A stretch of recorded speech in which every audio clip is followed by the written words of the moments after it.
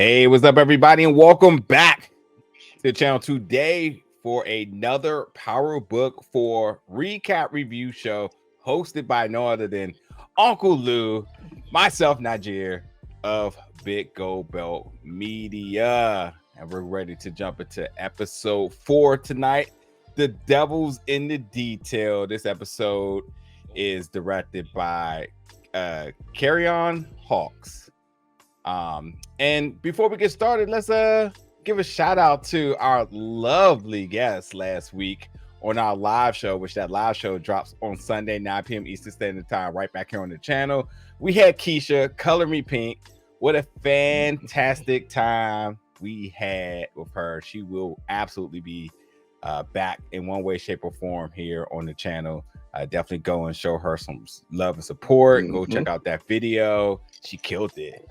Yeah, and Uncle Lou comes in with the hot tag halfway through the show, and y'all two was halfway. It was 10 minutes into the show. halfway. We ready to wrap up. Hey, as somebody said, Keisha had the belly background, Joe. Too. That picture was super dope, Joe. That's a dope picture, man. Yeah, I want to tell her, like, I need to steal that and like put it in the background of my videos from now on. Yeah, and listen, y'all already know the vibe, so that means we obviously got a special guest this week. Should I give it to him now, or should I wait to the end of the show? What should I do? You tell me. I mean, end of the show is always better. You build suspense that way, kind of like they did in this episode. You know, you wait to the end to drop the bomb on everybody to make even yeah. Fair enough. Well, yeah, we do have we have a special, well, should I say, we have a special guest this Sunday, and we'll let you know who that is by the end of the show. Very excited to have this duo on the channel. But yeah, let's get I know y'all wondering now, is it the duo y'all been asking us about? Well, see the tease there? To be fair, there's been a couple of duos being asked about for different reasons, and yeah, you just have to wait to end the show. The ones y'all think we hate on, should I say that duo for some odd reason? This Sunday, please tune in for our live show, because we have the duo of random TV reviews, Lynette and Stanley, coming to bless us. This duo has been killing it for years on their channel. And I definitely, this was I know a lot of you all have made requests, but this was definitely one that I really wanted to make happen. And we worked something out, and they will be here this Sunday. So looking forward to having the duo of random TV reviews, Lynette and Stanley, on the channel. And as far as that other duo, we'll see what happens. I've sent out some fillers here and there to folks, so we'll see who comes for the rest of the season. We definitely got some already confirmed names, so y'all better be ready. It's gonna be a good time. But while we're here, make sure you like, subscribe, share it with your folks, and let us know your thoughts, because in the description on this review, we will be taking those hot topics and applying those for the Sunday live show. So that's how that works here. You come here, you participate, you go there, and you be a part of the show. So that's how we're doing it. But anyway, let's get to the start of things here. And we have a scene with my man, DJ Unk himself, Jenard, out here drooling. He's having a fever dream. All sorts of different things is happening here. What? And in fact, Uncle Lou, give us the commentary. What fever dream? That wasn't no damn fever dream he was having, man. Tried to be nice. That boy was high out his mind. He was real nice by saying a fever dream. That nigga was sick. That was the hair on running through a system. Yeah. Man, that opening is absolutely crazy. Yeah. Because we're seeing someone who is supposed to be this strong leader just out of it. And in that type of atmosphere, when you get introduced to Jenard that way at the beginning of an episode, you know it's only downhill from there. Because how can you come back from that? Like, to be the dope fiend Lean. Literally, it has a name for a reason. That's what he was in, was the dope fiend Lean. That is ridiculous for someone who's supposed to be, again, the leader of an organization, to get that high out of his mind. But we also know he did it because he committed that murder, which he didn't. I wouldn't say if he wasn't in his right mind state, he wouldn't have done it, but it's definitely something it feels like he's regretting doing. And not necessarily regretting because of the relationship. I think regretting because of the ramifications that he knows could come from what he did. And that's what makes him like have that dope fiend Lean dream where he see him flashing, but while drooling out of his mouth. That was ridiculous, Joe. Yeah. You know, there's been some folks, y'all always talk about people hating. So now I'm just going to deflect here. There's been some folks saying that Jenard, and I'm gonna put it the way y'all said. There's been folks saying Jenard can't act, played by the talented Christy Lofton. Really? I feel like this episode was definitely like a hold my beer type of moment and letting folks know, like, my man can absolutely pull up if you had not been convinced thus far. Because he gave us an array of things. That was, that was coming out of people's mouths. Really? Oh yeah. There, you know what it is? It's hard to recognize acting. One, if it seems too natural, or two, if you've never met the person before. Well, no, because you would think because if you think it's too natural, which is a compliment to most actors, they'll tell you in a heartbeat. If you think I'm my role, that means I'm doing an amazing job. Yeah, no, that's entirely it. Like there's two aspects to this here. I think when you play villains, if you can invoke emotion, like it simply is like if you can hate that character, then they're doing their job. Yes. And two, I think to your statement, like a lot of these folks have never like experienced some of these type of characters or these composites of folks that people are portraying. And when you see these type of folks, and your mind starts to say, "This reminds me of something," that's acting. It's entirely acting. Yes. When you don't, and then like obviously if you get to like certain levels where you actually meet these actors, and like you'll be like, well, that's not Chris. that's not how he acts. That's not his day to day. These are signs of it. I don't even know why we even sitting here happy to explain this, but nonetheless, like the dude is flat out an actor. Been acting since forever. Since a kid. Yeah. Hardball. Yeah. Hardball. So, and again, like I said, whether you were convinced or not, this episode, I think he from beginning to end, really, really, really brought it. But yeah, the fiend Lean. He's been playing scared. The scared look. I said it like 2 reviews ago. Yeah. I don't know who, like, he does the best paranoid scared look ever. And there is no human alive that is that scared all the time. Like, that's acting. So now focusing on this task force now, obviously all eyes and attention, all of their their focus is on Tommy. They want eyes on Tommy. So Bobby DeFranco is letting everybody know, listen, top priority is Tommy. What is interesting about this is that we hear about Lil K's murder, and Bobby makes it. He details is like this was personal because it was a strangulation, which I got a question for you in a second about that. But he also talked about interrogation of his grandma who would not open her mouth about anything. So there's a lot to kind of make with that. Like, and I'm just going to give all the questions to you here. But my one statement I'm going to say is, oh, they robbed us here of this. There's no reason this interrogation with grandma was not a scene. That should have been the lead. That should have been the scene to open the episode with. Yeah. Of you pulling her in, having to say your grandson is dead, or after she identifies the body, which we also missed. Then you bring her in for questioning, and she doesn't say anything. Yeah. After she threatened to say everything. Come on. That's one of the ones where you gotta be like, dog, you gotta put that on screen. Yeah. Like you have to let the audience see that, because where's her fear coming from? Because it was non-existent last episode. Yeah, where's it coming from now? Yeah, I'm just and maybe it's her fear, maybe it's just street code, but either way, there's no reason. To me, there's no reason we didn't get that scene. But anyway, to throw the questions to you, as I mentioned, they have identified Lil K's body, and they, as a descriptive, said this was personal. They also are outlining that because, hey, we are aware that he took shots at Tommy. Could this be a retaliation factor?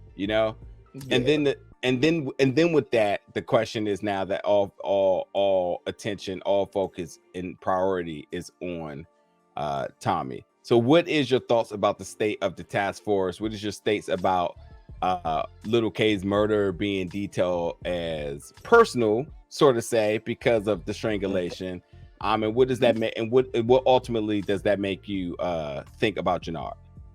The moment they said it was personal, I would question a lot of other people around him, because as a task force, your job is to see the murder, diagnose in a way the murder, and then say, hey, if he died this way, it may be a tad bit more personal than just him trying to kill someone else.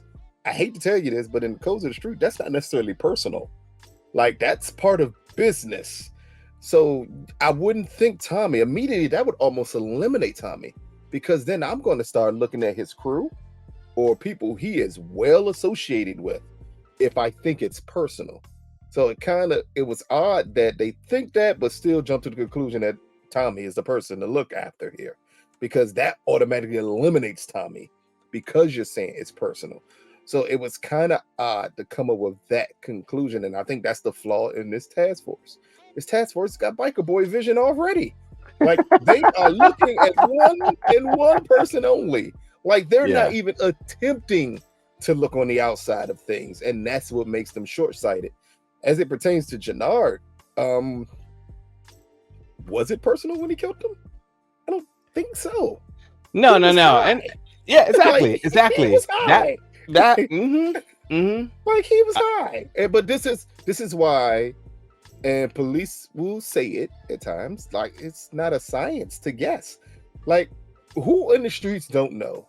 If I want to throw you off of the case and I want to kill somebody, I'm gonna stab them multiple times, because the more times I stab them, the more you're gonna believe I knew that person and it was personal. I could have met that dude 3 minutes ago, but I know he had to die. If I stab him 30 times, I'll never be a suspect. Because you're going to say it's personal. Yeah, so just keep that in mind. And also, I just want to go back to the director, Kieron Hawks here, who has directed many different episodes within Power and in Raising Kanan.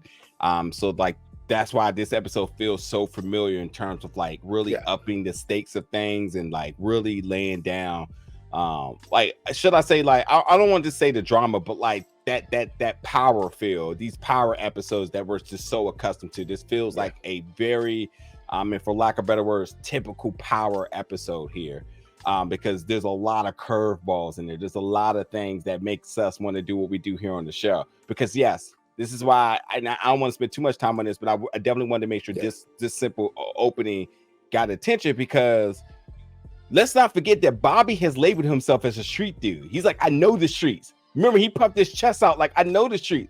And he now got his he got his moment now. He's calling the shots, his wife across, letting him know that and remember, his ego, but also his positioning was in question. Because the moment you call in the task force, it's oh, you're not doing your thing. So this is him saying oh, I gotta make a point. I gotta have the loudest voice in the room here. So he in there talking about it's personal and all this other stuff, and I didn't get that either. I just for shows and knowing enough. Yeah, exactly. This wasn't personal. He's trying to strangled every day, B. He trying to make this into something that is not, which is very interesting, because it's almost like a blessing in disguise for Jenard here, because it immediately eliminates him, because they're it's not personal with Jenard. Jenard immediately is no longer in a thought, along with the grandmother not saying anything. Jenard's not a thought anymore. Yeah. And then when you had Chantrice Rodriguez, that I'm gonna call her for the rest of this episode since she wants to replace Blanca in her cricket task force ways. Yeah, Chantrice Rodriguez is what their name will be. Like, again, it literally shows why this may not work between them two. Oh, He is a by the books cop. I think he is kind of straight and narrow. He's been in that street style for so long. I think he understands to get a case well, it has to be clean. We can't have mistakes like what you all are doing. So that's what comes up with him thinking, okay, strangulations don't happen on the streets. If it does happen on the streets, it must be personal. Granted, he got it completely wrong here, but the thought process will make sense for him. No, it's a little bit of both here. It's like he does play. I think he does play by the books, and obviously we could tell a little bit later on in the episode. But I also think he's trying to like really state his like masculinity in the room across from his wife, in terms of it's technically her operation. She wanted this task force, he didn't, because it makes him look bad. So now he's trying to do everything to sort of like, you know, save face, but also like to appear to have things under control, to almost question, why would you even need the task force when I could have just handled this in the first place? Remember, he was the one that said that, like, you made me look bad. If you didn't do this, I could have did this. But now we got to go down this route, you know? They're married, so she emasculated him even more. He's Meek Mills. When Meek was with Nikki and Drake, and like, is it your girls' tour? Is the world tour your girls' tour? Like, that's how it is with him, because again, his wife is the actual leader of the task force. Yeah. And then you're the head, you're the cop who she gets to help lead this investigation. Yeah. I mean, no one sees the nepotism in that. Like, it's non-existent. It's a problem. Right. And he's trying to assert himself. Yeah. We'll see what happens with that. Let's get through the rest of the stuff. So obviously now the task force is up and running, and they got to tell on Tommy, which is interesting because they have a picture of Tommy in the Mustang, and somehow, some way, figure out he had a rental car. I would assume the point of having a tail on Tommy and having people to blend in would be to pick two people that look like they can be through or from that neighborhood. and plus size Asian woman seems not to be the person who should be able to blend well into that neighborhood. Like, that's the goal normally is to pick people that blend into the neighborhood. I have questions. That's the first thing I paid attention to. Is like, wow, that she sticks out like a sore thumb.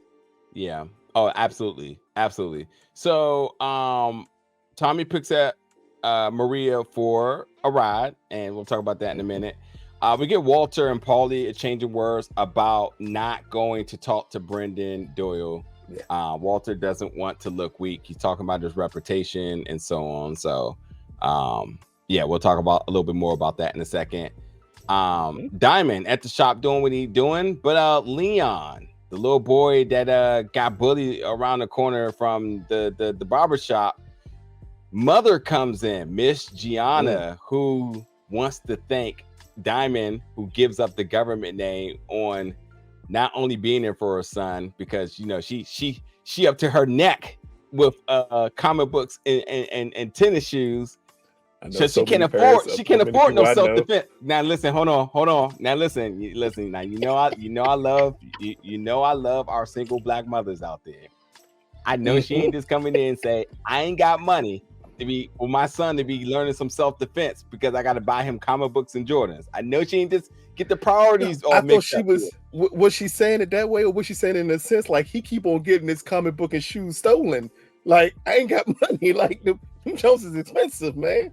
Like, every time I turn around, I hope that's what it was, because all I heard was her saying like he keep asking for things and I keep having to get them. I don't got money for nothing else. Either way, she tired of paying for stuff, so she thanks Diamond for teaching him how to box. And we got Leon in the gym later on in the episode. Like I said, giving up the government. Clearly did the right thing by helping that single mom, very, very attractive single mother with her son who can't fight, who has AirPods in his ear. So why don't you have the money for things? Because those things cost like $200-300 also.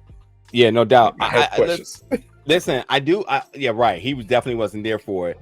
I also, it's been a while since we seen that neighborhood street dude like be that man, and we talked about this, and maybe it is a character, because I know we talked about in a review before about that dude on the block that holds down all the youngins. Like everybody had it at some point. You probably became it at some point. I don't know if we've necessarily had that character on Power yet, so I'm actually kind of and I know we talked about it before.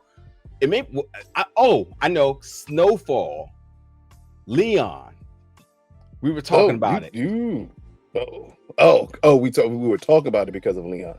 Yeah. I remember when the conversation came about. So it hasn't happened in Power. And my point is, so I'm actually kind of buying this about, and I know folks probably like, what does it got to do with anything? But like, that's kind of how it is, though. Diamond is the big OG, and if now to episode 4, if anybody had any question about who is the biggest name on the streets of Chicago, it is CBI and Diamond. The Serbs know it.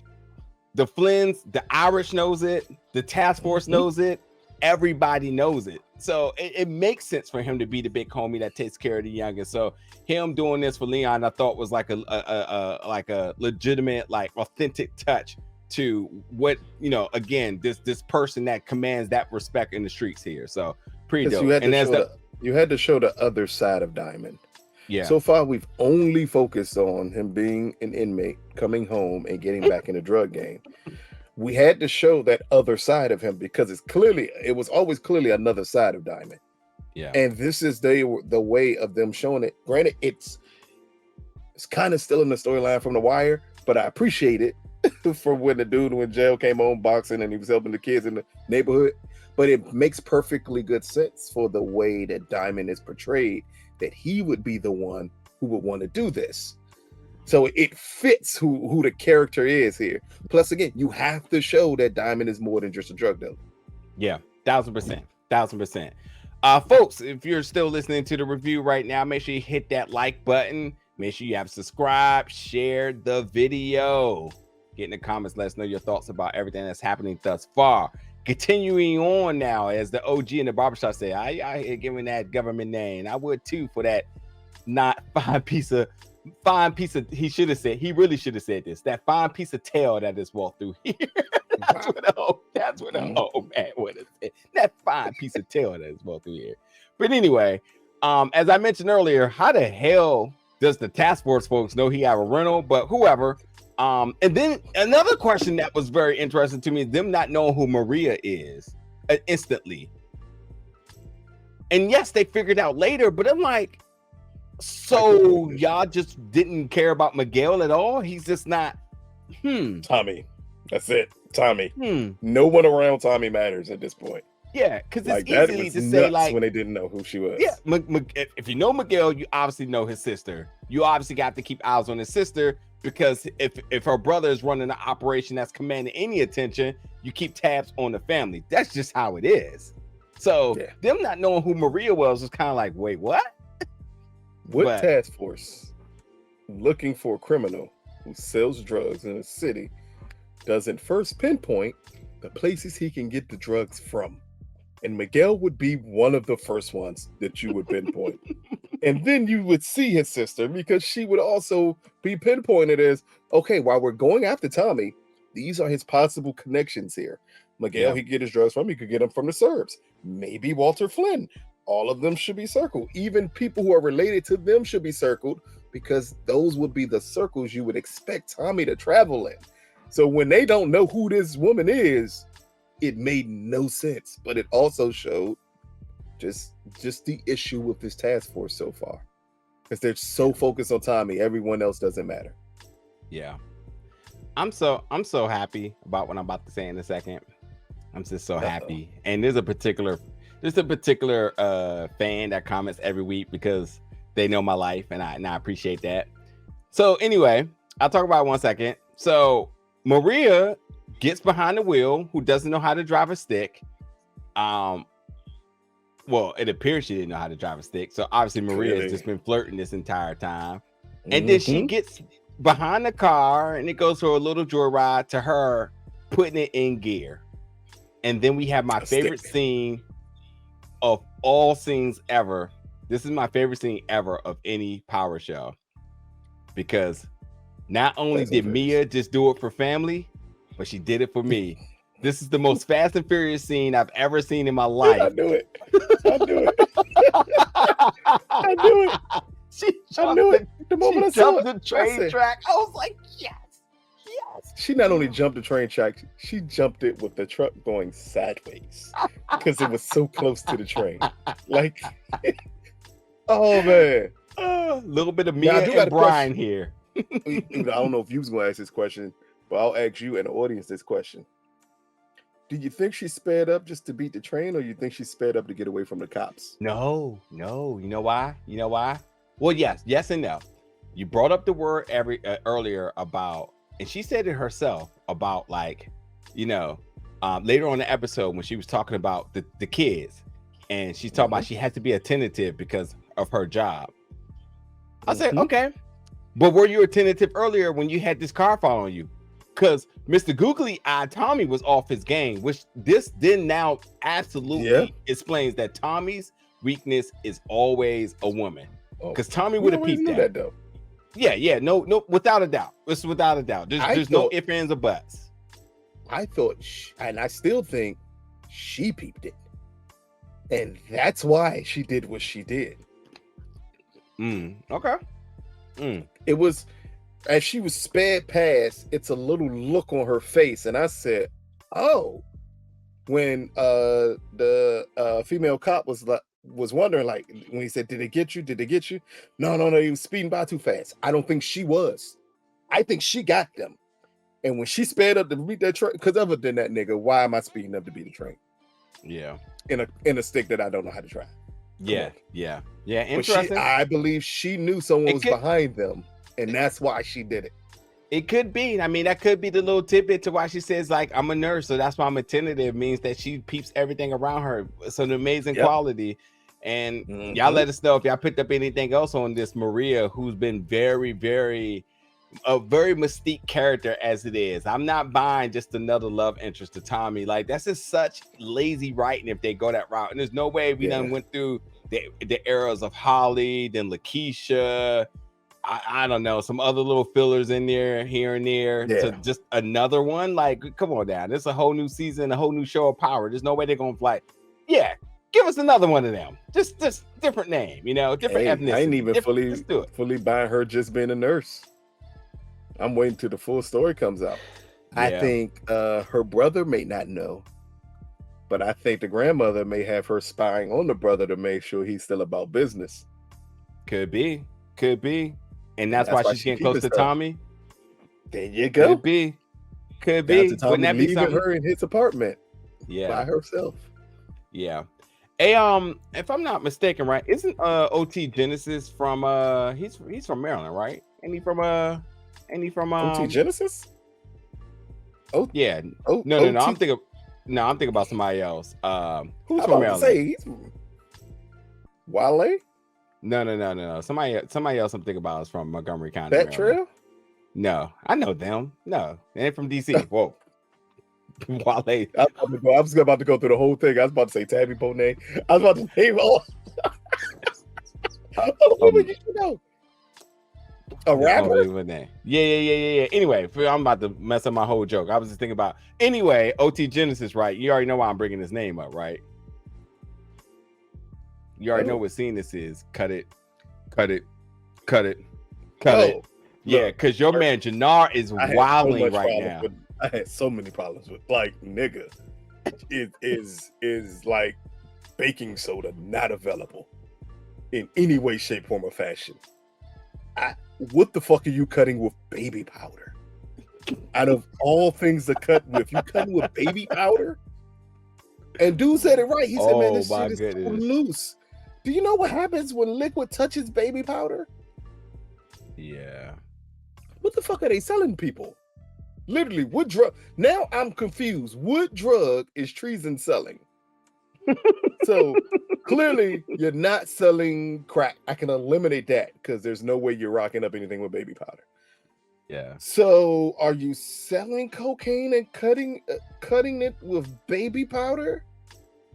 Nigga, like, oh wow. wow.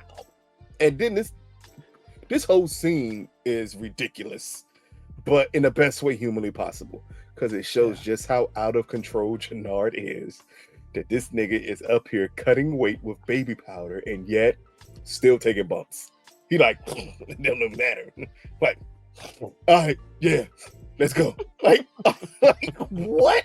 Like, it's a ridiculous scene, but it also shows his desperation, which is important. He doesn't have the weight to cover anything, but it's ramifications for stepping on dope that you're selling.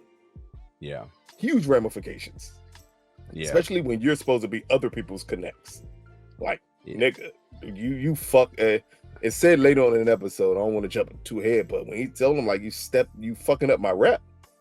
That's true, because if you're known as a dude who sells bad coke or bad anything, no one goes to you anymore. Yeah. I'm sitting here trying. This was a crazy scene.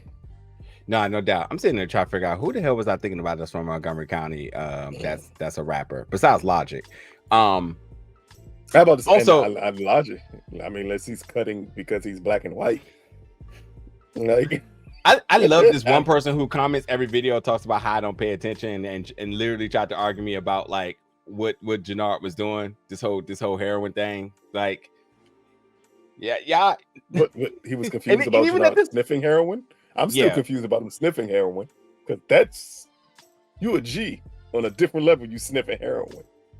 Yeah, this man Jenard is it just gets worse and worse. And even if that wasn't even bad enough, he gets a text because the Serbs want that payment. And they want that today. Yep. So yeah. Also, his homie out here asking questions about Lil K. Saying we ain't heard nothing about him. Jenard just deflecting. Didn't ask him about his neck. He said, "Nigga, you're worrying about the wrong thing." That is kind of a wild thing. With another dude, be like, "Yo, so what's up? What's up with your neck?" I'm like, this nigga got a hickey or something. Like, what is he talking about? I won't say, because we will not be canceled, but I wouldn't say what I would call a person. If I'm with my dude and my guy, he says, "Man, what's up with your neck?" I'm gonna say a word immediately. I can't say that word because we're on air. No, but like, you would immediately be called that word repeatedly, because I'm gonna have questions of why you asking. Like, are you interested, my guy? Like, what's going on here? But like, I'm still not getting over the baby powder cutting scene. I used to have a dude who used to do that with back in the day with weed, and he would like cut it with like parsley and shit like that. Back in the day, they used to call it's kind of like selling dummies, where you cut some with shit that have no business cutting it with, but you're trying to stretch it out as much as humanly possible. Like, it's a ridiculous thing to actually do, and amazingly, dope fiends can get very violent when their dope is not correct. So I already know, like, when it's later brought up about this rep being fucked up, that is truthful. A dope fiend will fight you. If they find you again after you sold them bad dope, they're gonna fight you with no issue either. Yeah. It's not like fighting somebody with cocaine strength. That shit is ridiculous. That is not a man. That is 2-3 men you fighting. It didn't work out for Jenard later on in the episode. I said 2 or 3 men you fighting. Clearly, he took on 4. He was getting out on 2 of them. With 2, he was getting out and took them other 2 to jump in. And then he was like, "Yeah, I can't do nothing now." Yeah. Plus, he was just high. Like, he wasn't like he literally just took a bump and then tried to fight them again. Yeah. Like, my nigga, and you taking a bump, and we know that what he taking a bump of ain't pure. Yeah. Like, that is ridiculous. You taking a bump of your own bad product. Yeah.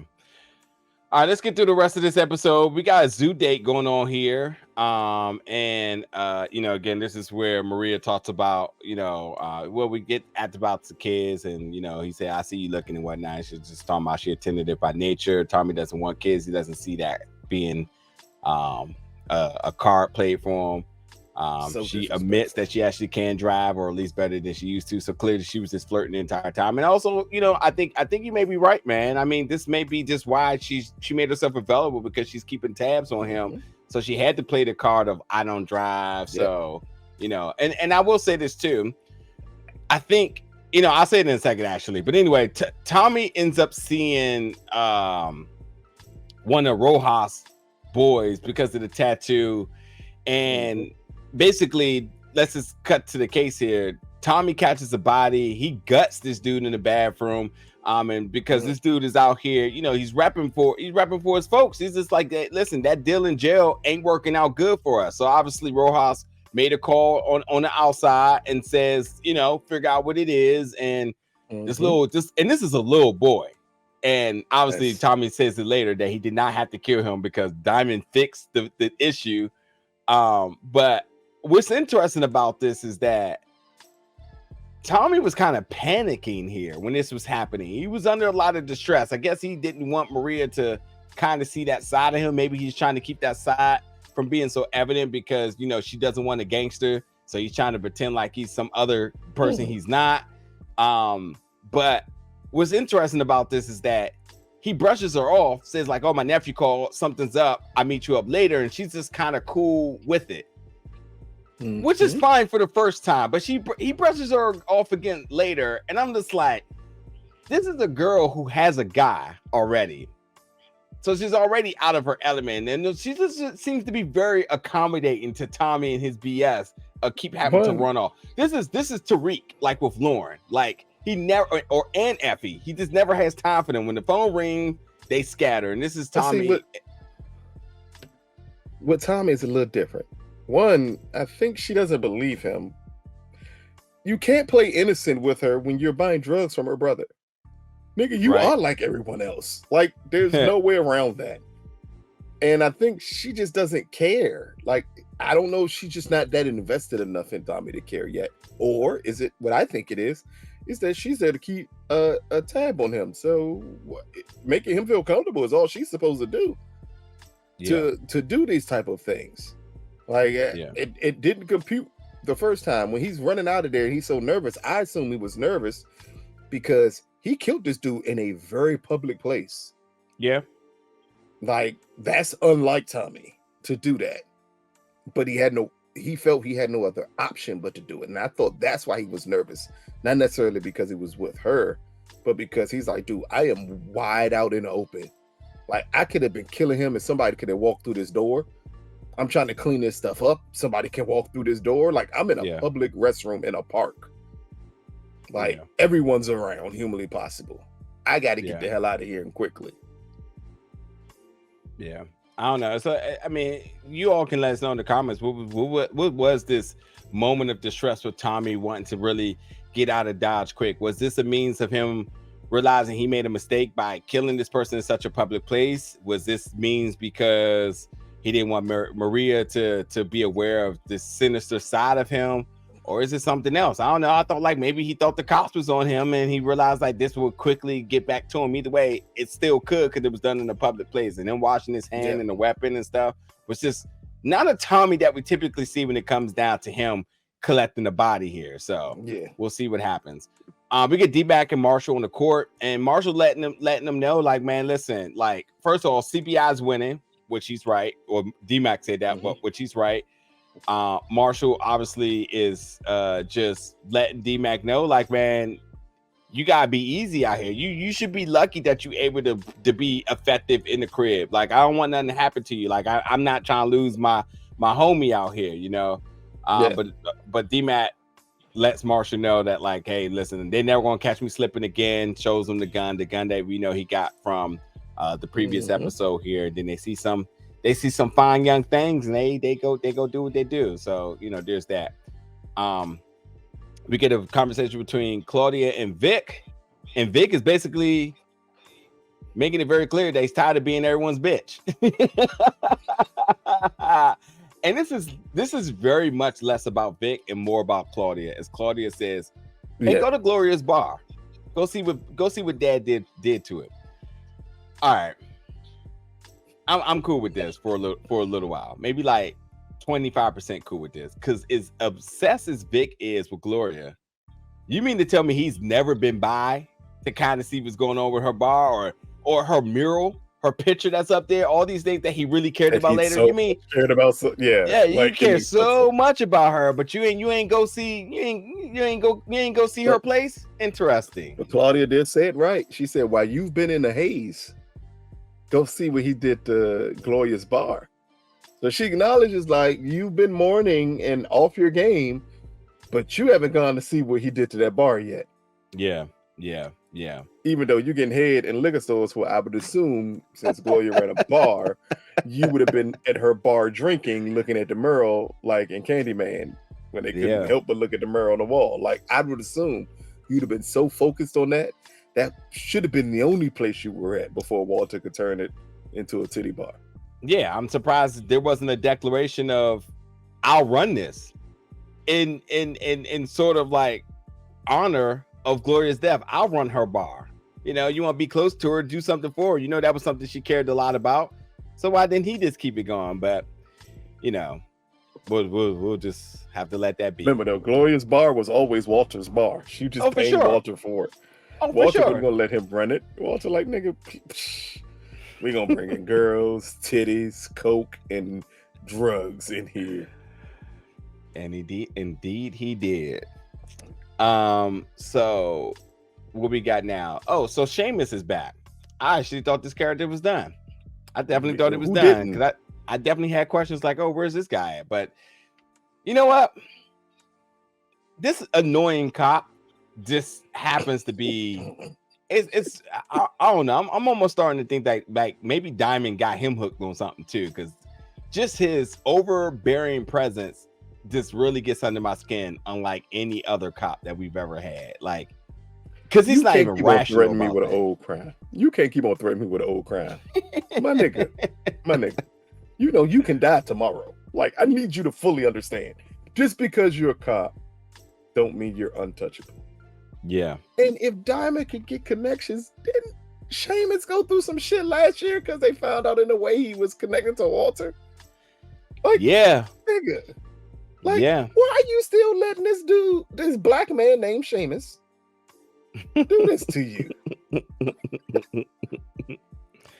I'm definitely confused, but it's all good. It is all good. Fuck your sister. That'd have been the first thing out my mouth. Fuck her. Okay. Do I need to go kill her? Because that's the only threat you need to give him. Because if he's doing this all for her, you know she can die, right? Like tomorrow, if you come back here again. Yeah. If something happens to me, if I go to prison, she'll be dead the next day. And you can't protect her. Yeah. Interesting. But Seamus comes in and says $50K for the medical fees. His sister had a setback. Tommy's watching on. And first thing I thought was, when the fuck did Seamus start to grow balls the way he did? Puffing on his chest, give me that $50K right now. Clearly Diamond was bothered by it. Clearly was right. Clearly Diamond was blown by. He hits the bad, but Tommy comes in, asks what that cop was doing here. And Diamond at this moment lies to Tommy about Seamus blackmailing him. But then, you know, he wants to let him know, like, hey, you know, because he obviously Tommy is worried about like the body he just caught. So he says, like, listen, like, I just want to let you know that he caught a body, and you know, basically so that they're on the same page, you know, letting them know that the folks in jail was not happy about the agreement, and obviously Diamond needs to go get that straight. He said he'll take care of it and whatnot. So there's that. So Vic now goes to the Gloria's bar, the Orchid, excuse me, which is now the strip club. And Vic goes off because he's looking for all of Gloria's possessions that's no longer there, and this lonely. It was named the Orchid at first, huh? It was named the Orchid at first. Yeah, the Orchid. Yeah, Orchid. I'm sorry. Yeah. Oh man, they reading to change the name. Orchid is perfect for a strip club. No, it still is. Yeah. That's what I mean. Oh yeah, self-serve. Yeah. Oh yeah. Gloria's honor is still there, Vic. It's okay, buddy. The name is still there. This is a little bit of bar rescue here. You wouldn't want Gloria's picture to be up there, because if I was Walter and I was petty, I'd have put her picture right above the pole. at the stage. Oh man. I think it's funny because like Vic comes in, throws a fit, goes off on the camera guy. I've never seen a strip club with a photo booth. New to me. Must be a Chicago thing. Nope. Had a whole little photographer in there. I mean, how many strip clubs have you seen where the strippers just give head out in the open? Besides like Fuegos. Like that don't happen often. Like that was a wild strip. But was it a strip? I know they had strippers there, but it looked like a multi-purpose space. Could be. Yeah, could be. But whatever it is, it ain't Gloria's Bar no more. Sodom and Gomorrah. Everywhere. Tommy's back at the crib now getting ice cream. Asks us about JP and Kate, who's out as he's talking to D-Mac. And D-Mac says, I'm not really understanding the relationship. It must be some trauma bonding or something. And funny enough, Tommy says he has no clue what that is. This is clearly the best line of the episode, because if it ain't a fact that Tommy has no clue what trauma bonding is, yet that's all he's been doing. That's all he's ever been doing with majority of his relationships that he has established. Trauma bonding is like a new Gen Z term, like love bombing. Like no one knows what these terms mean. I didn't know it. When he said it, I said trauma bond. What the fuck is that? Yeah. If you're just saying you sad something around you, just say that. Don't give it a name. Like it's one of those things where Tommy's old school. He's not going to pick up that this is what this actually is that he's going through. Yeah. And that D-Mac want to be a thug. Yeah. That's it, pretty much. Because that's it. D-Mac's talking about he wants his old life back. And he feels like he's wasting. He's like, Uncle Tommy, I feel like you're wasting, my talents here, man. I'm smart, all this other stuff. And then oddly enough, D-Mac says just what I thought he would say or do at some point, where he says, if CBI is not going to plug me, I'm going to go to treason. I literally said that this dude may get wild enough and say something so wild or do something so wild and talk about going to treason. Now, when I said it, I felt a little bit more like convinced by it. But what's funny to me is when D-Mac said it, I didn't believe him at all. It's like, dude, like what? you just acknowledge with Marshall that CBI is up top. Yeah. Why would you suggest that you're going to go to treason? And Tommy made it very clear. Like, if I catch you on those corners, I'll kill you myself. Do not test Uncle Tommy. I am willing to bet, and I know you all down there who are like power, like the like historians, should we almost say. I know y'all could probably pinpoint exactly an episode that Tommy has said that to Tariq. Absolutely. Absolutely. What's your thoughts about this scene here? This is why at times it's okay to hit children. First thing I thought, like, at times you got to beat the thug out of them. Like, my guy, you're saying I want my old life back. You were a chump on the corner. You don't have an old life. Yeah. Because you could do math well on the street. You was somebody's bitch on the street. You didn't have a life. Like, I'm trying to give you to show you something better. You don't have to do this. You're not even built to do this. So why do you need to do it? For attention of a girl? For a chick? Yeah. That's why you want to do it. It just came across as really being Tommy, like saying, I'll kill you myself. Let me find you out there. Granted, you wish he had a little bit more Sopranos in him and he'd hit him or something when he said this, because when you get kids like that, man, you got to shake them out of it. I got to let you understand, like, you're not built for this in any way, shape, form, or fashion. Are you built for this type of life? And D-Mac, as you said, when he said, man, I'll go to treason, you're like, no, you won't. You don't even, you trying to convince yourself. But it's such a kid threat to throw out there. Like, if you don't let me do it, I'm gonna go to mom instead. You might as well have said that. Yeah. But it's again, it nicely shows the relationship that Tommy and D-Mac have. Yeah. Yeah. And how straight Tommy is, and letting them know, I will hurt you if I catch you out here again. Yeah. As he said, you got shot and didn't almost die once. You almost died twice from the same bullet. You a pussy. Like you need to not be out here. Even your best friend told you don't need to be out here.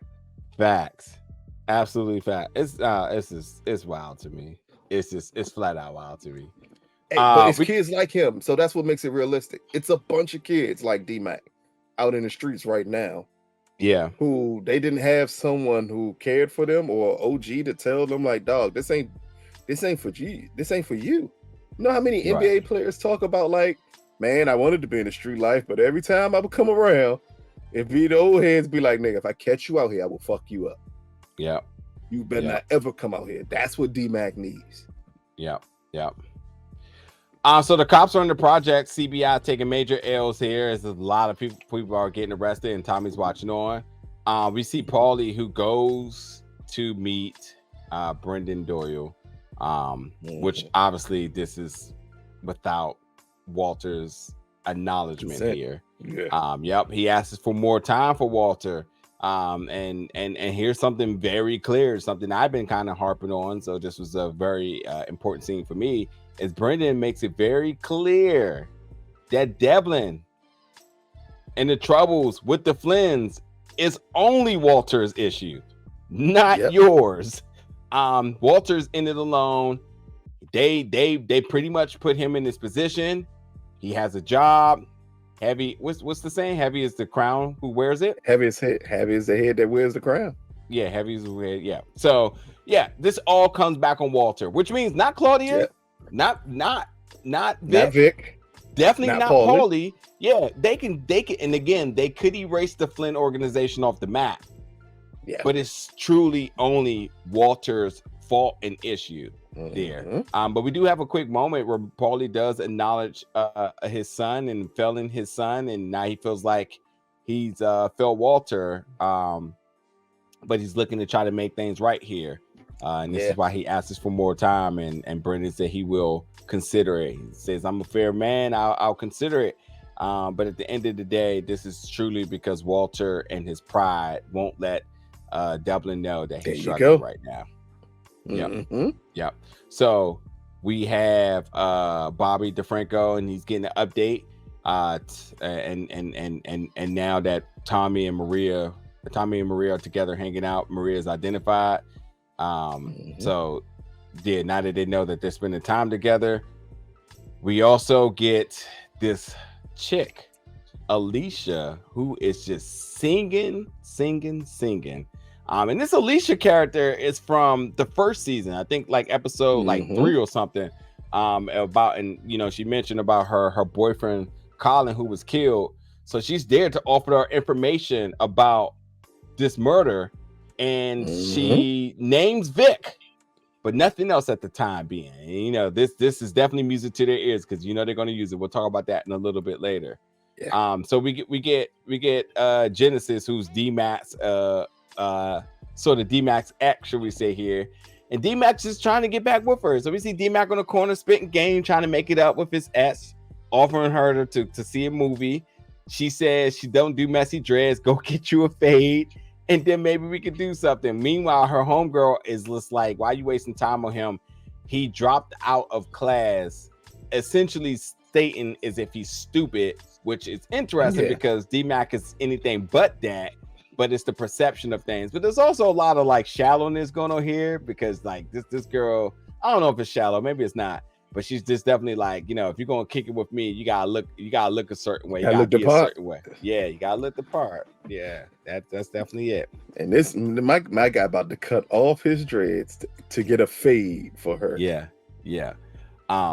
Well, we know that's not happening because my man dreads are very much in play in real life. So whatever. Exactly. So if they end up giving him one of those black people wigs and he's like bald headed with a fade, oh my goodness, this may be loading up. This may be one of the funniest scenes. This may be a Tubi special. A Tubi scene. getting loaded up right now. We definitely embrace our 2B scenes on Power. So if that's the route we going, give it to us. They're not gonna CGI my man a fade. They don't got the budget for this. They don't got the budget for this. So we get Diamond in the gym with little homie training him. Diamond just talks a little bit about the reason why he bots and whatnot. So there's that. Claudia and Markovich, as she tries to partner with him on selling the drugs, and obviously this has everything to do with big pharma and all sorts of opioids here. So you know, she's talking about oxys all the way down the line, and even ones that may not even be approved yet, but coming down the pipeline, which to me is interesting because if Claudia got that pull, and like there's a lot of, if you don't know anything about this world, there's a lot of documentary, a lot of shows that talks about the corruption in big pharma. So the most recent one I think was called Painkiller in Netflix, where folks will in big pharma has connections in the government to get things passed by writing descriptions for them or vice versa in order for it to pass all the regulations and whatnot to get down the pipeline quicker. Claudia seems to be aware of this, which means that if she has connects like this, she may truly have a pipeline of money to access that could actually save the Flynn organization. It really, really could. Like this is drug dealing, folks. It's just not the drug dealers on the corner. Yeah. It's the people who run the people on the corner that you're accustomed to seeing. So I'm intrigued about this here. But anyway, the most important thing of this conversation is Markovich making it very clear that everybody knows that the Flynn is on the way out and they are in deep with Ireland.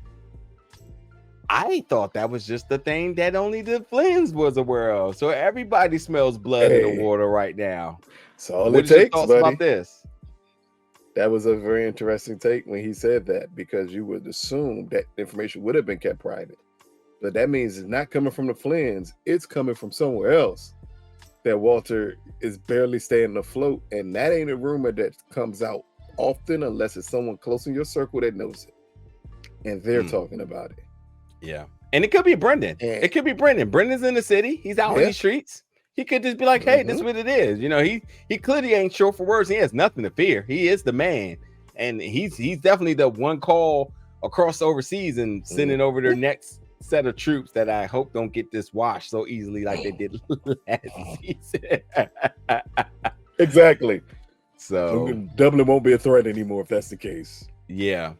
But Markovich says that, listen, there's no way I work with Walter, and Claudia says I'm out here doing my own thing. So we'll see how that works. So Claudia's out here, another episode, trying to work business deals to get people to buy into her organization that she actually doesn't have truly formed yet, but whatever. Jenard and Shanti talk about the money's a little bit slow coming in, but she has 2 kids in every corner. But Jenard is so stressed that he confessed that he killed Lil K. And initially Shanti is pissed, which I got a question about this in a second, but she basically states that she's with Jenard. She's riding with him. As he says, you're either riding with me or you're not. And she says, listen, you know, big risk, big reward. She's riding with him for the long game. So, you know, and beyond that, Shanti suspects that Jenard is on something. Everybody suspects Jenard is on something. And what's so funny, she was very adamant about it. Yeah, it's like, how can you suspect when it's blatantly clear? And also, there's witnesses of him on stuff as well, too. But anyway, McCoule take a bump in front of everybody. 1,000%. And then also McCoule texts him and says time is up. So, you know, while you know, asking why she asking if everything's good, like it's very clear that everything isn't. Like, but anyway, far from good. What is your thoughts about her and her explanation about why Lil K, why her being pissed about Lil K's murder and the consequences of that? What was your thoughts about that? One, I thought initially she was 1,000% right when she said you don't understand the consequences behind something like that. And Jenard trying to correct her quickly, like, I didn't tell you this for you to chastise me. But she's 100% right. Like, there's no way this could ever play out good for us, especially if people find out you did it. Yeah. We're screwed at that point. And I mean, we know how she feels about Jenard. I assumed if anybody was going to ride for him, it would be her. Yeah. Because she also has a very interesting point when she said, my folks on the corner are asking other questions. They were asking questions about the quality of dope that you got them. So if you selling bad dope and now you need to rush and sell more dope, who the hell is buying this bad dope from you?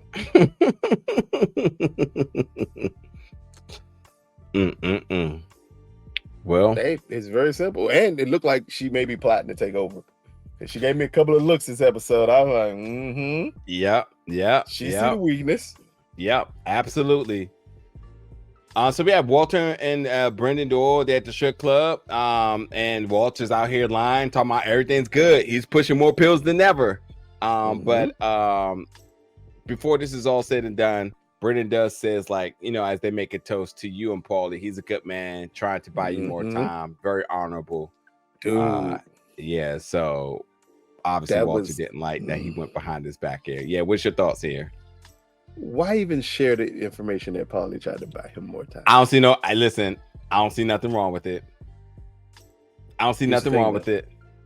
The reason why I asked why would he share that information, not for Paulie's benefit, but he knew the way Walter would react to finding that out. So it almost would make them responsible for anything that happened to Paulie because of it.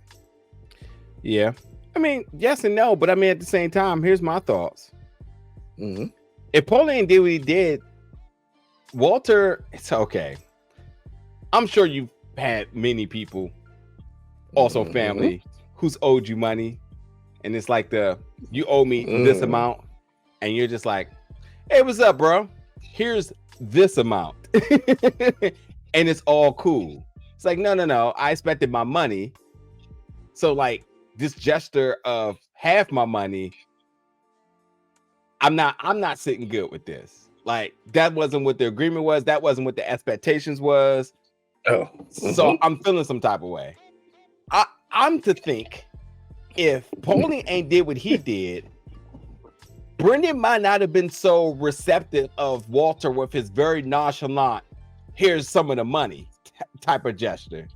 But when you add the two parts together, does the feel good moment, does the gestures, does the combined gestures smooth over the issue, which is why I think he's completely truthful in that Paulie is a good person. He put pride aside to handle the financial situation. You wouldn't have did it, and if he had not have did this toast wouldn't have just been a toast. Yeah, there's no telling where we would be at if Paulie didn't jump out there first. Because again, and Brendan said it, the issue is Walter's pride. All of this is your pride. And because that facade is now gone, that's what made you extra mad at Paulie. Yeah. He helped take it away from you. But this is just a man struggling and then willing to lie about him struggling. Yeah. Which makes no sense to me. Yeah. So Walter, you know, he took all he heard was that Paulie was there, nothing else. And he reacted. So emotionally reacted, shall we say it. Anyway, we get Jenard and McCoule. Jenard is late for another payment and asks McCoule for more time, maybe a day or two. And this is Jenard is just so out of his place at times. The fact that he went to McCoule, by way of the cartel, and basically lets him know that his money ain't right because he had to pay the Serbs. That's the key part of that whole discussion. Hey man, listen, again, let's go back to again. Have you ever had anybody owe you money and they talked about they had to pay their bills or they had to do some other stuff, they had to go on a trip, they had to pay somebody else, and the only thing you can think in your mind is like, man, fuck that. Where's my money at? You know what I mean? I'm not trying to hear that. And I think that like McCoule made it very clear instantly, like, all I hear is you don't have my money. No, McCoule said the best. Like, so clearly you are more scared of the Serbs than me. Let me help fix that for you. Like, are you crazy to even admit that? It's a crazy thing to say. But Jenard was coming up with every reason in the world why he didn't have the money. I think that's all he thought of. But that's not the way that you respond. I had to give someone else money. And as you keep on saying, I have never in my life had someone come up short with money to me. Ever. And I had a person who's just like a brother who used to borrow money at large sums of money from me. And my rule was always the same. You can borrow it back at a percentage rate. But on the day that you say you're supposed to have my money, you need to have my money. Yeah. I'm going to forget who you are if you don't have my money. Yeah. So like it's certain rules you got to put down. And this is a hilarious one because I don't know why Jenard would say, man, because of taxes, man, I got to pay the Serbs more money. Like I need a couple of days to pay you. What? Nah. You better coming up with I can't move product the way I need to. Yeah, that's wow. But anyway, with all that happening, Mireya comes in to try to give him his what is it? Insulin shot. Yeah, right. And she gets mad about what's happening here. Funny thing because McCoule kind of retracts, like, just playing with you. But obviously the job, the intimidation job was done. But I think Jenard peeped what was up with that, with the medicine. Yeah. But I don't know if Jenard could put 1 and 2 together here. What is your thought? Place. He is in no place to question anyone for taking anything. Yes. You may assume it's a weakness because he has to take insulin. My brother, you are sniffing heroin at a dangerous rate. You ain't got a leg to stand on here, buddy. Like it was funny that because I think that's why McCoule did it, why he moved on so fast from that. Yeah, because he didn't want Jenard to know his business. Because I remember his sister always does it in their little kitchen area away from everyone else. Exactly. So now we get Tommy catching Diamond getting in the car with Seamus again. Calls him out about it in a second. This man Seamus like, all right, well now that I got my 50,000, I need 25 more by tonight. So that's 75K in 2 days. Or you're going back to jail. What are you about to say? It has to get to the point where Diamond needed to ask Seamus, how much do you think your life is worth? Because you just keep on going up in money, but you have to know you're going to reach a number that's going to make me think it's better to kill you than to keep you alive. Yeah. Oh, it's wild. It was only a matter of time. It was truly only a matter of time. He out this joint like Bob Barker spinning a wheel, like got right to 99 and 100 was right there. Like you go to 101, understand, I'm gonna take you out because you're gonna say a price I know I'm not willing to pay. Tommy would have fit it. That's a first. I don't think I've ever seen him with a. Not only that, he's in fucking Chicago and has on a New York Mets fitted cap. Not too bad. Not too bad for a rivalry though, but still, he sticks out. That's what I mean. Yeah. Like you, come on, man, come on. Yeah. And then fuck a rivalry. You really from New York? You know who's not wearing a Mets hat? People from New York. No one from New York wears. Hey, the Mets have been good, man. So you know, the people they could be as good as they want to be. Hey, listen, wearing a Mets hat is equivalent to wearing a Brooklyn Nets jersey. Listen, there's been more folks wearing Jets paraphernalia out in New York now, so you just never know, man. Aaron Rodgers is there. I know, and that's what, and the Mets have been on paper, the Mets have been worth buying some gear, for some merch, but nah. Even niggas who don't like New York got New York Yankee hats. Like that's a staple. I ain't never seen nobody with a black New York Mets hat. Yeah, maybe the orange and bright blue joint, but not. Come on, Tommy. And then you in Chicago, my nigga. Where you supposed to be? Hey, so you're gonna wear a New York hat Didn't you commit murders in New York and had to leave New York? Like, I don't know. I guess it's just. I mean, again, like I said, the Mets on paper have been. Mets on paper have been attractive. They had a pretty decent year, last year, and this year they're not. Whatever, but I guess this is, people gonna pick who they want. I'm not from New York. It's equivalent to me wearing a Baltimore Ravens hat. Like, ew, why would I do that to myself? We get Alicia again, and she picks Vic out in the lineup, and she talks about that's who killed her boyfriend Colin. And then they said, like, listen, that's all good and all, but we need an eyewitness.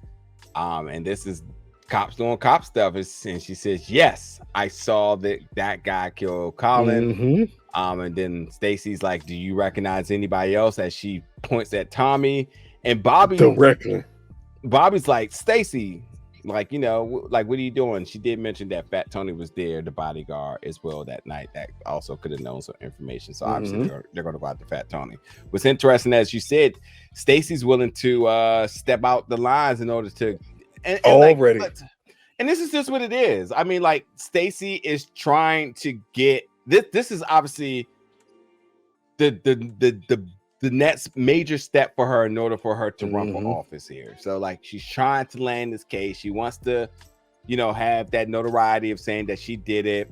And at the same time, Bobby's just like, obviously, by the book, this ain't how you do things. So we see the inner turmoil brewing up with this couple here. In one episode.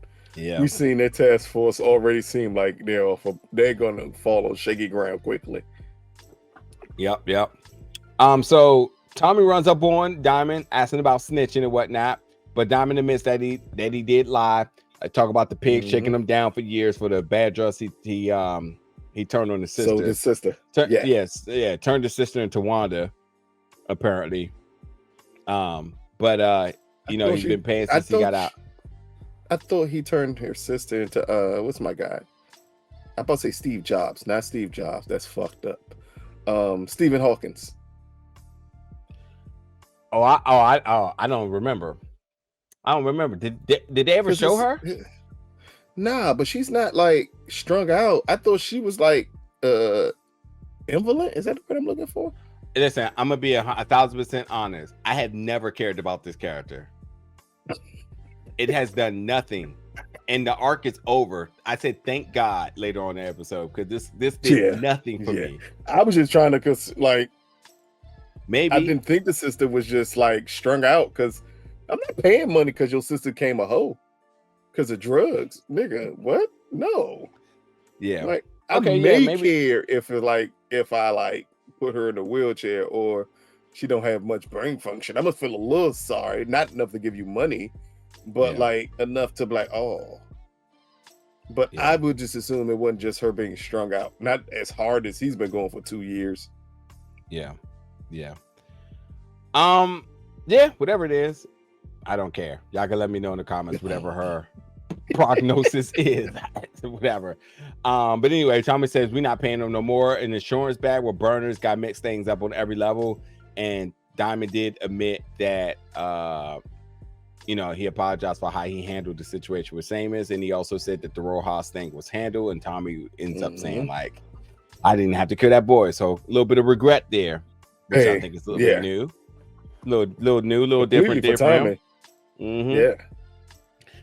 This dude Grayskull comes in because he has a feeling that Jenard has something to do with Lil K's death here. Which eventually Jenard does confess, but with all that going on, Jenard in there hitting his own shit, which is why Grayskull's like, what y'all got going on in here? He's like, you on that shit? Grayskull also talked about them stepping on the product and how their reputation got them looking all crazy and stuff out there because of it. They did confirm that Lil K was dead because the cousin posted it. Talked about him being strangled to death and whatnot. And this is where Grayskull basically is pissed because he's like, like this doesn't even affect y'all. Y'all out here still counting money and whatnot. He's like, fuck that money. He was dead, and they were just like, okay. It's like whatever. And he says, listen, we not asking for permission. We're going out there to go do our thing. to get blood, and that's what Jenard says, like, you want to kill somebody, kill me. I killed Lil K. I have a big question how Jenard got jumped, and he is the leader of the organization. And Grace, listen, here's what's confusing to me.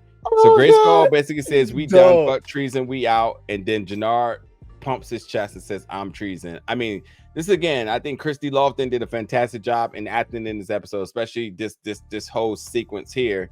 And I think him saying I'm treason seems kind of funny.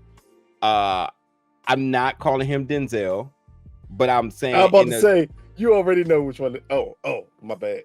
You're saying his acting ability.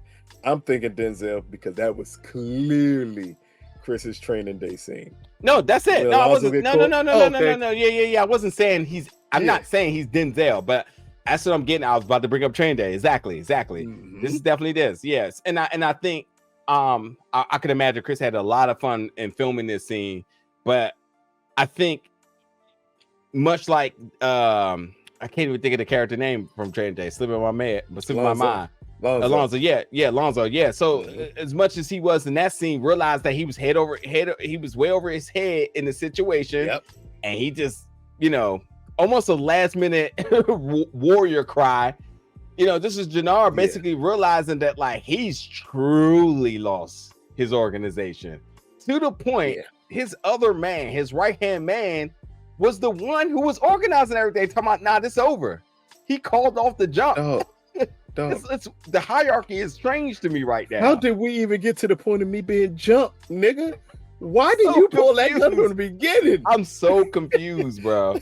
I'm really confused. He snuck Jenard. And Jenard got out on him, but nigga, when he sneaks me, pull out the gun. We're not playing these games. Yeah. I don't know, man. It's just confusing to me here. It just shows just the power structure of treason and why we've been talking about them falling apart. This is the reason why. Yeah. But we also see the ramifications of what Jenard did. And when that actually came out, he thought he'd be able to boss up on people. But Shanti told him earlier in this episode, like, people have lost respect for you. This is why. This is it. So Walter, he goes and fires Paulie, stabbing him in the back. That's just what it is. And, although Paulie's his brother-in-law, which I had to, like, write this down because I was a little bit confused. It's his wife's sister's husband. He did him a solid. Paulie was without work, and Walter brought him in and whatnot. Paulie seems to be a little bit frustrated here. He also did this in front of his wife's sister, so that's kind of like a thing that kind of like is kind of like ruthless. But obviously Walter was drunk. Obviously Walter without Paulie is going to even make him even more of a liability. So the demise of Walter will not even come by his own kid's hand. It will come from himself, 1,000%. Really? But I also think that he will realize that, like, he needs Paulie, and I think he will go back crawling to him, asking him for help at some point. I think there will be I think there will be a moment. It has to be 1,000%. It has to be. And I also think that Brendan Doyle will be aware of this and will probably have something to say as well too, because I think he has respect for Paulie. So we'll see how that plays a part. Now we get Claudia and Vic and talk about her new pill business, which the Serbs, which is this weird. And Claudia go for anybody power, Jim. Yeah. 1,000%. Claudia lays down almost a true. She almost presented a case in front of the judge to the jury in terms of why Vic needs to. This has to be one of the best business pitches ever, because she hits on every aspect about why this is a good business decision, why working with her father wouldn't work. She talked about like how her father was treating their mother, making her suffer. Talk about him ordering Gloria's death. She also mentioned every card, Joe. Every card. Talked about the toxic, misogynistic, how they are, which is true. It is what it is. I mean, it is what it is, but like toxic, probably not the descriptor here, but the misogynistic for sure, because that's just the way of that's just the way of Devlin, and he's following suit. and he doesn't need another Why issue. would you expect anything otherwise? Confused to me, like you've always been his daughter. So confused why you acting like this is something new here. You knew this in your entire life here. And if he treated his wife a certain way, why would you think you would be treated any better? So anyway, she talking about moving the pills under his nose. She talks about her being the point person. She also mentioned that he may be ill. So this is essentially going after Walter to try to kill Walter while he's weak here. And she also even mentioned about how Walter tried to pin them together. He doesn't love us. He just loves using us, which is definitely the thing that I'm sure, besides him ordering Gloria's death, is the thing that truly convinced Vic, as Vic, I guess, agrees to. Oh man, I'm him to get over Gloria being dead. It's never. We all tired now, but my brother, we all tired. She gone. Never. She gone. So Tommy and Mireya, they go in there. They got the little date at the house and whatnot. We find out JP can play the piano and offers to teach D-Mac. So obviously they're going to bond by music. I'm going to say that this wasn't nothing new to us, because when we got to interview the actor who plays JP, and actually let me look that up real quick. I want to make sure I get his name real quick. When we got to interview Anthony Fleming III, that's right. He talked about we asked him about, like, the presence of being in Chicago. And it was something he mentioned last season, and we got a little skim of it with his club or his bar. So it's good to see, like, the true essence of Chicago come out, and also his talent as well being displayed. So I thought that was a really good touch. So closing up this episode, we got a couple of more things. Jenny Sue warns Diamond that the U.S. Attorney's Office has a task force and they're focusing on CPI. As I mentioned, CPI is on the highest top of the priority here. Tommy and Mireya, I was going to call her Mariana. Tommy and Mireya, beyond them having their date, they have their kiss. Tommy has no rhythm. We just want to make that very clear. He gets a text also to be at the shop in 20 minutes. This is the second time him abandoning her, but she seems positive. And again, her being positive is strange to me, because, like, ain't no woman trying to be brushed off twice for whatever it may be, but because whatever it may be is actually what she knows it is, definitely can't make her happy here. You know what I mean? But it almost comes across as her having way too much of an understanding about what's going on. And what I mean by that is she's already vehemently said the type of dude she wants. Tommy meets none of those criteria. And he's trying to. So how is he still just running around with you with no issue? So Diamond and Tommy, as Seamus is there, and they try to make a deal with him. Like, hey man, listen, you work for us, man. You can get 200,000 more, whatever it may be. We just need information. We need all of it. You know what I mean? We need to figure out what they know about our business here. We don't have to talk about canceling Christmas or any of that. But D-Mac comes in and kills him. Is I got your back, Uncle Tommy. He talks about this breathe. And Diamond says, what the hell are we going to do now? Because yes, they killed the cop. And that truly is this very, very long and detailed episode of episode 4 of the second season of Power 4 Force. The devil's in the detail, and truly it was. Is there anything else about this episode to discuss? Anything else you got comments on before we wrap up tonight? The biggest thing is going to be, with a dead cop and a task force coming after you at the exact same time, a task force that Tommy's already concerned about by saying, hey, we switching up burners, we doing all these precautions, we got everybody humanly possible looking at us. How can you cover this up? It's humanly impossible to be able to cover that up. Or worse yet, what do you do with D-Mac? Because as dirty as Seamus is, Seamus is going to take that deal. Like, he was going to take the deal. I think that was obvious he was going to take the deal. But now you're in a situation where you're stuck because you don't have the cop that you actually need. Now that he's dead, another body hit the streets along with that other body Tommy killed. Like eventually it's just too many deaths in one place for the cops not to pay attention to you. Yeah. I cheered because this character just really was like, it did nothing for me. But I'll be honest, man, they could have used him. He could have been the Buckley of power. They absolutely could have made something work with him. Because he's already a dirty cop. Yeah. That was the confusion part here. He's already a dirty cop. Yep. Like, so for him to be paranoid because he's a cop, he's gonna do that. Tommy and Diamond didn't even seem to be bothered about him pointing the gun at them. And then D-Mac comes out of nowhere. They were at the bottom of the barbershop, right? Yeah. Yep. How did D-Mac know where to go? Oh, he's following him. He just followed my man the entire time. That's all that was. That's all that was.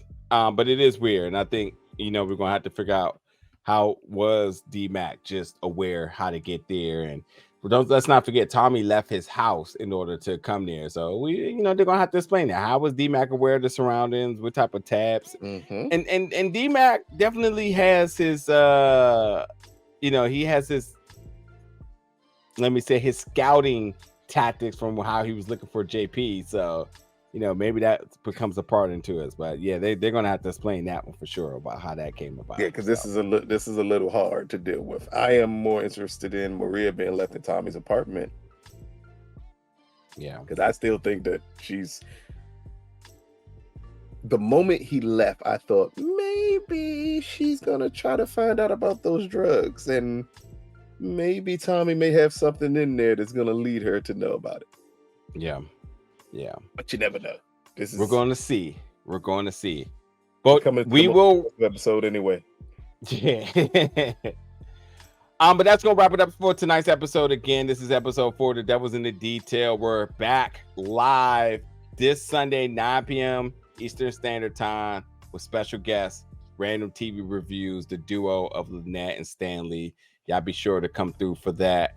But until then, folks, get in the comments. Let us know your thoughts about tonight's episodes. Let us know what you thought was the biggest moments of this episode, the biggest events, the biggest things you have questions about. Let us know all of that in the comments below. And as always, stick around. We got more power content, reviews, recaps, all that other good stuff here at Big O Belt Media coming to you real soon. Thank you for tuning in tonight, folks.